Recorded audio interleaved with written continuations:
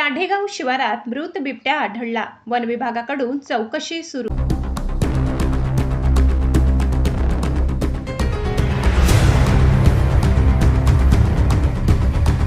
नाशिक शहरालगतच्या दाढेगाव शिवारात शुक्रवारी एका शेतात मृतावस्थेत बिबट्या आढळल्याने परिसरात खळबळ उडाली आहे। शेतकरी अंकुश भोर यांच्या शेतात हा बिबट्या आढळून आला। घटनेची माहिती मिळताच वन विभागाच्या पथकाने घटनास्थळी धाव घेत पंचनामा करून बिबट्याचा मृतदेह ताब्यात घेतला।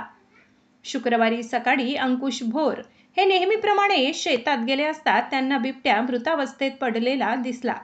त्यांनी तात्काळ वन विभागाला याची माहिती दिली। त्यानंतर वनपरिक्षेत्र अधिकारी सुमित निर्मळ यांच्या मार्गदर्शनाखाली कुशल पावरा, पवन निकम, अशोक खांदोडे आणि सोमनाथ निंबेकर यांच्या पथकाने घटनास्थळी भेट दिली।